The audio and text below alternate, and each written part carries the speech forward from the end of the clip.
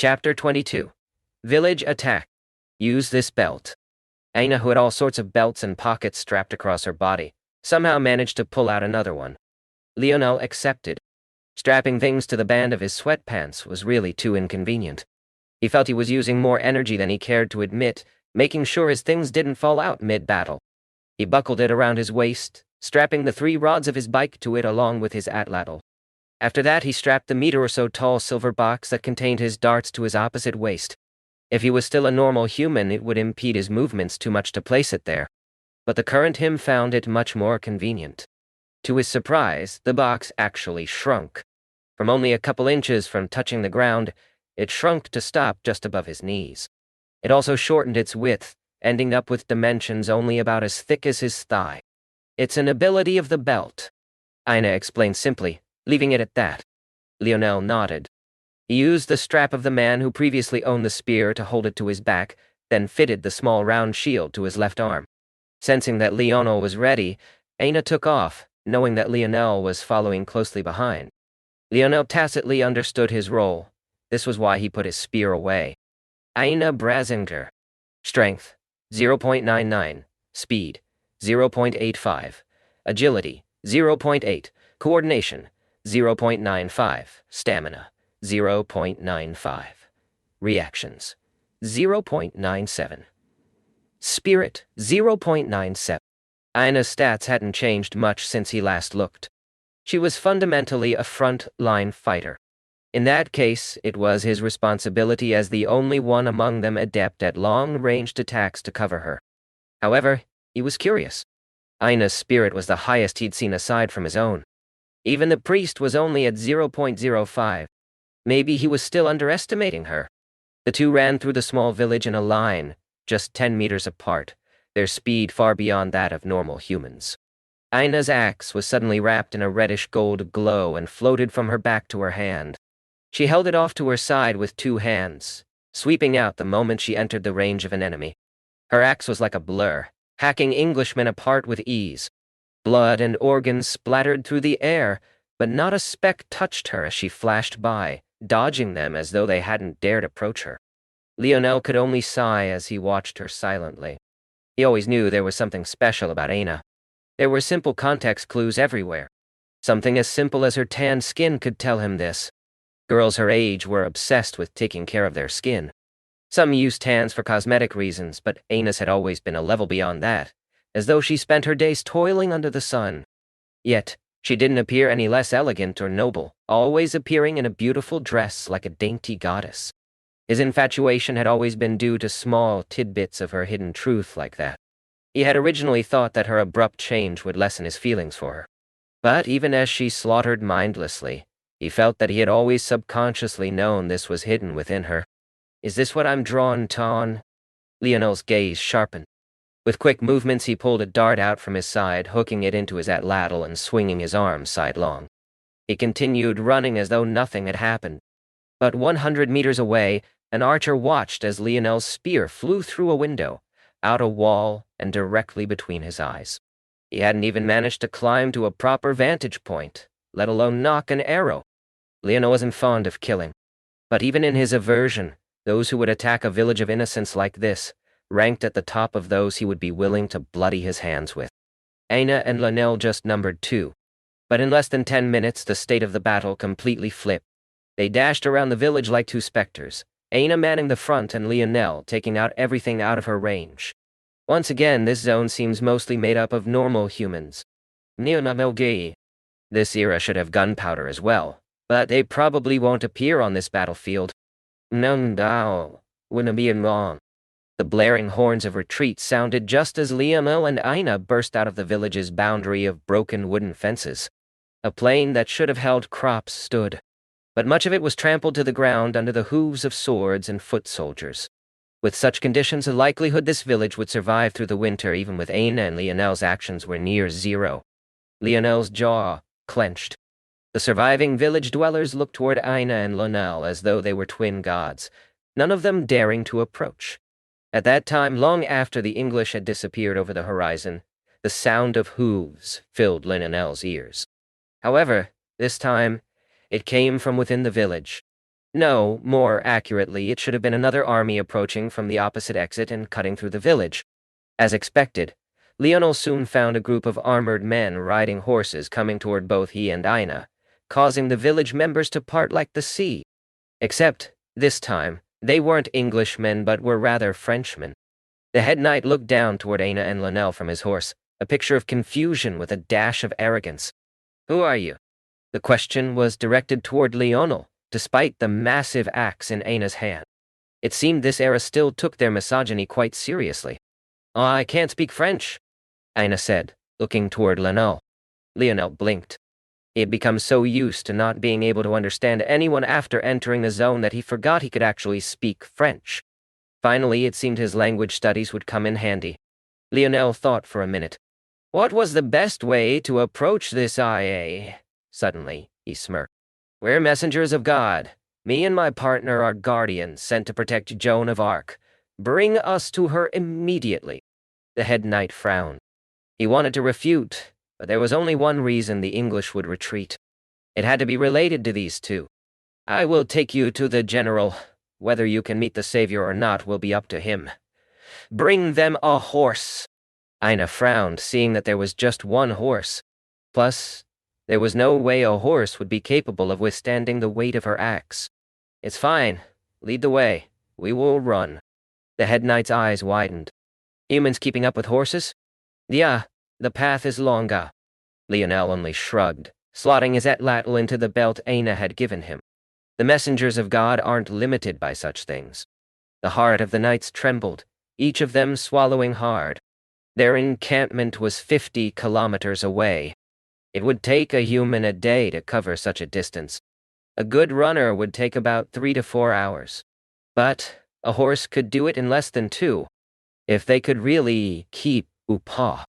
They soon received their answer. Ina and Lionel not only kept up with ease despite their heavy load. On top of this, they didn't seem to be too tired. Lionel could have taken out his bike to make the process even easier on himself, but it didn't sit right with him letting Ina run alone. When they could see the large tents of the encampment, Lionel's heart inadvertently thumped as something clicked in his mind. My stamina just increased by 0.01 ah. Lionel immediately confirmed that he really was correct. There was something more special about his father's concoctions than the latter had let on. In addition, this world really hadn't blocked it like the previous zone had. What's different about that one and this one? It also seems that whatever medicinal strength Dad's brew had can be forced out quicker if I'm doing an activity conducive to Etong. Should I start running sprints and lifting weight? Lionel's strength wasn't bad, but his speed and agility were abysmal. The only reason they were passable currently was due to the Tier 5 black treasure on his feet currently. Now that Lionel was paying very close attention to his body, he realized that the ticks up in his stats while he was fighting those A-grade invalids had felt exactly like this. Why hadn't he realized there was a hidden strength churning in his body before? I wonder why Dad decided on this incredibly slow approach. I'm sure he had a reason. Lionel frowned, his mind going to the scar his father mentioned. Could it be related to that? He didn't really understand, though. There weren't really any important organs or vitals in that place. Lionel didn't get to think more about it as they finally made it to the encampment. He could immediately tell that Joan of Arc wouldn't be here. Encampments like this one held forward squads and battalions that placed pressure on the enemy in no man's land. According to history, Joan wasn't a fighter. She was rather a morale booster. The so-called Merlin mentioned in the quest introduction was the man who prophesied of her arrival. But there was no real wizard or mage in history. This was all to say that Joan wouldn't be in such a small army. She would be with a larger number so her presence could have the greatest effect. Joan of Arc was executed for cross-dressing as a mana. Lionel sighed, looking at Ina's clothing. Lionel found his education at Royal Blue Academy to be quite useful currently. When one chooses a language study, it isn't just about learning the dialect itself, but also about learning in the language. Lionel had thus learned many things about French history in these past few years. Lionel and Ina waited patiently as the head knight contacted who he needed to. Not long later, the two were being ushered into the largest center tent. Unsurprisingly, this general didn't have much of a say in the matter either. He could only wait until the next opportunity to bring Ina and Lionel back to the Orleans stronghold. The next time their battalion would be allowed to return was a month. Until then, they could only continue fighting skirmishes and protecting the 100-kilometer radius of villages and towns. Following this, Aina and Lionel were taken to a tent of their own. Lionel already knew that Aina had a tent of her own that she'd likely bring out, so he didn't disagree. Plus, it wasn't particularly good for the two of them to separate. Surprisingly, though, Aina didn't immediately pull out her own living space, and instead invited Lionel to sit on an animal skin left in the tent. The mission specifics. I haven't had time to explain them properly to you yet, so I think I should do so now, while we have a small bit of time. Lionel nodded. That was true. The wristwatch is correct. This quest is about Joan of Arc. I'm not sure how this Merlin is related, but maybe you can fill in the blanks. Yes. Merlin was a bard and professed prophet from the 500s. He was known for a few of his connections and prophecies, namely his connection with King Arthur and his prophecy on Joan of Arc. If I recall the quote directly, his prophecy went France will be lost by a woman and saved by a virgin from the oak forests of Lorraine. The same usual vague prophecy that will eventually become true if enough years pass. Lionel ended a bit skeptically. I don't think we can take anything at surface value like that anymore. Aina said softly. Maybe you're right. Aina shook her head. The main quest and side quests are actually conflicting. And the hidden quest is nearly impossible. You can see hidden quests. Isn't the point that they're on hidden? My detection device can't, but I used an S-grade information ticket on it. I have a feeling that this quest may actually be of the SS grade, which plummets the accuracy of my device to just 70%. Lionel's gaze narrowed in his seriousness. He had only completed a C-grade zone before, but now he was in an SS grade 1? Where was the fairness? There's also a possibility that it's a unique subdimensional zone. Unique? They're zones that are ungraded due to the fact the variables within follow the chaos theory. Just fantastica. Lionel thought to himself. Chaos theory was a branch of mathematics that gave even him a headache whenever he thought about it. At least back when his mind worked within normal human limits, that is. Either way, I will tell you what I know. There are 2 side quests. One is to kill 1,000 Englishmen. The second is to kill 10 Englishmen. The main quest is to kill Joan of Arc. Lionel rubbed his forehead with a hand. As expected, this wasn't a simple matter at all. The hidden quest is to recapture Paris. Lionel's lips twitched. She was the bosses of a potentially SS-grade zone, yet even she failed to recapture Paris in her lifetime. But they were supposed to? Chapter 23. Lionel's body. After giving Lionel this information, Aina, to the shock of Lionel, gently softened the wrinkles in the animal fur and laid on her side with her back facing him. She cradled the long arm of her axe in her bosom, the soft sounds of her steady breathing soon following. Lionel blinked for a moment. With willpower he didn't know he had, he forced himself to look away from the elegant curve of her back and off. Focus.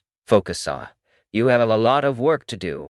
Lionel had spent all his life avoiding women.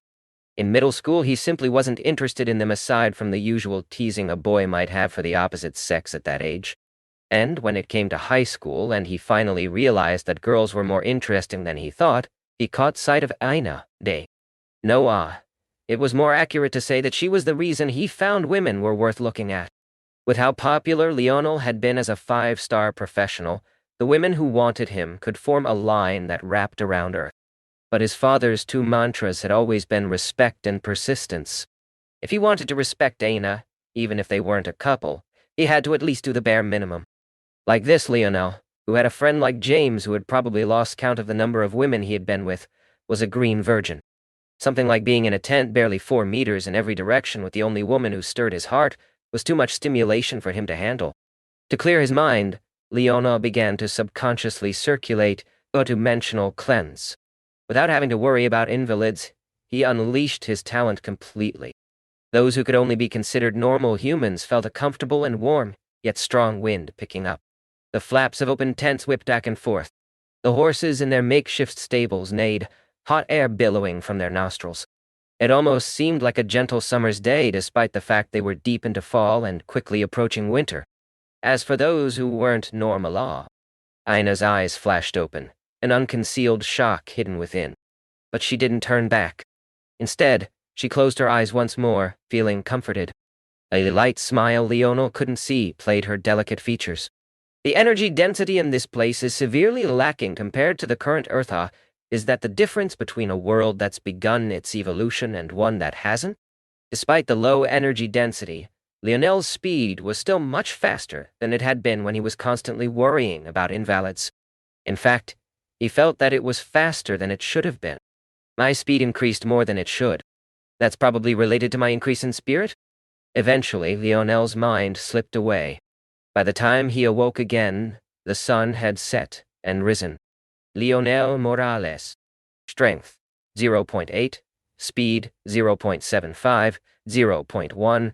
Agility, 0.85, 0.99. Stamina, 0.87, 0.05.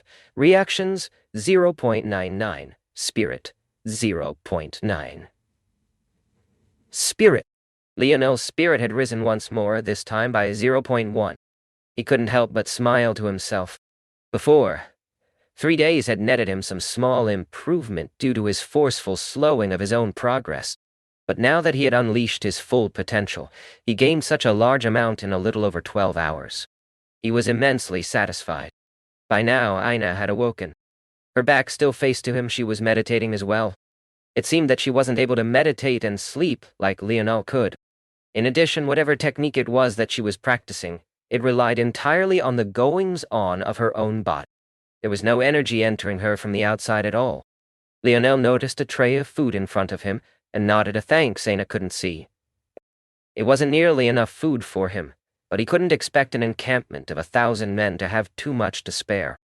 After wolfing down the porridge and sausage, Lionel set the tray aside, thinking of going hunting for his own food as he had in the Mayan temple. However, not wanting to leave Ina alone, he thought against it. It's rare that I have time to calm myself and think. It's already been 4 days since I received those 2 booklets, yet I've yet to even open them. If Montez heard Lionel's thoughts, he would go numb from shock. If Lionel had never opened the technique booklets, how was it that he had used both dimensional cleansing and call of the wind? Unfortunately for Uncle Montez's sanity, Lionel's answer would be the same shrug he used after he chose dimensional cleansing over the other 4 Tier 9 black techniques.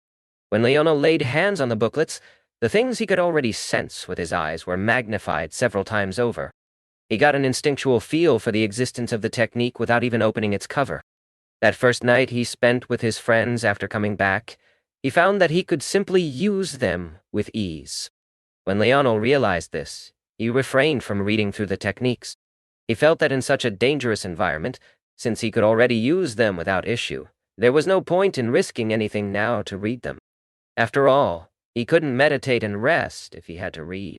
Finally, Lionel pulled out U-dimensional cleansing and flipped open to the first page. The first thing he saw was a summary of the technique. Dimensional cleanse. This technique attunes the body to the shift in dimensions, using 4th grade force to wash 3rd dimensional constitutions and bring them closer to perfection.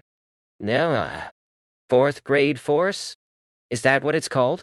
Lionel realized immediately how important this booklet was. He didn't have enough fundamental knowledge about his quickly changing world.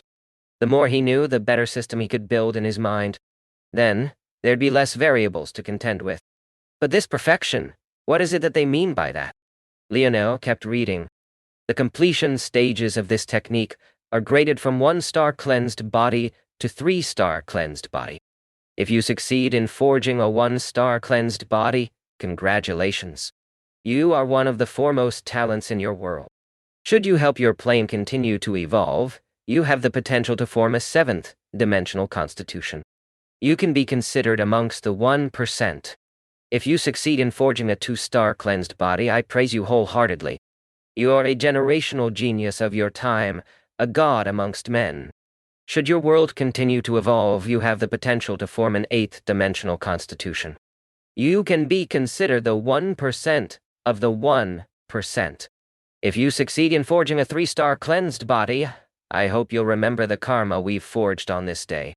Now So a 3-star cleansed body is this perfection they're talking about? Lionel wasn't sure. Even the lowest completion of 1 star received such high praise. If that was the case, then what sort of existence was the 3-star cleansed body? Shaking his head, Lionel could only continue. Internal sight. Before any force technique can be cultivated, internal sight must be mastered.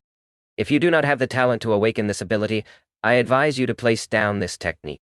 Once you advance to gain a 4th-dimensional constitution, you will naturally awaken internal sight, and you can then choose another force technique. Ianba. Internal sight is a subconscious instinctual grasp of the force, not only in the world around you, but within you as well. Without the ability to both sense this energy and also guide it into your body, the quest for perfection is simply not in your destiny. Force nodes. Nanshi. Lionel turned the page to find a diagram of the human body. From his biology studies, there were several points off from the humans of Earth. But the creator of this technique wrote diligent notes on how to adjust his diagrams to fit the evolutionary quirks of each world. Force nodes are the points in the body that generate and propagate force. They do not exist naturally in 3rd-dimensional constitutions.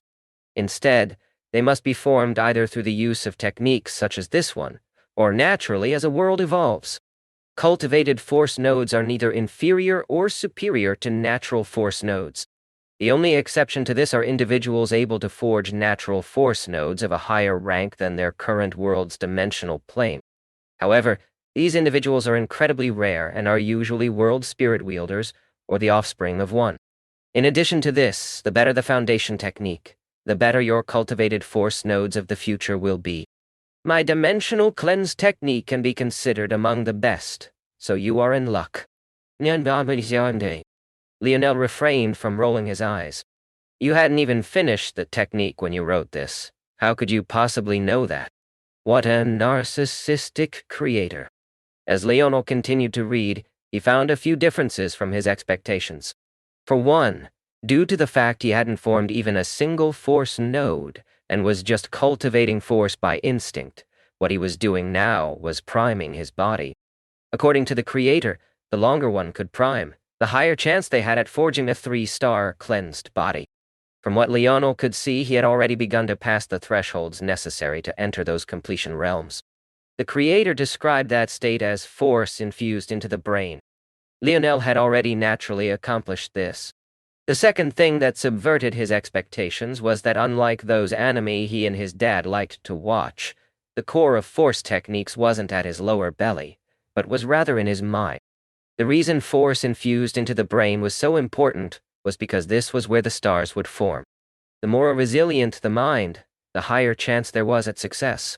The third thing was that Lionel felt he could already form 2 stars without issue.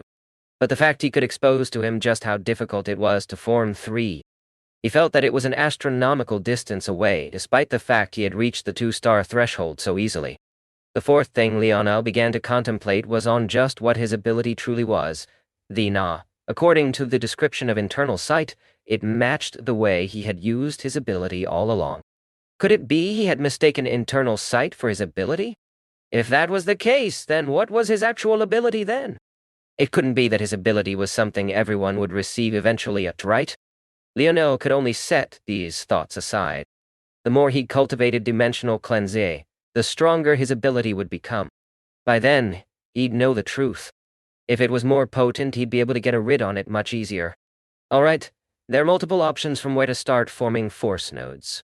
If I want to gather enough force to form the first star, I need 3 nodes. 6 nodes for 2, and 9 nodes for the third and final.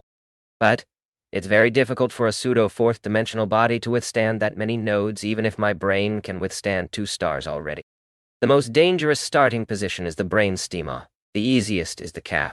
However, starting at the calf will make your nodes about 1/10 the size of their full potential.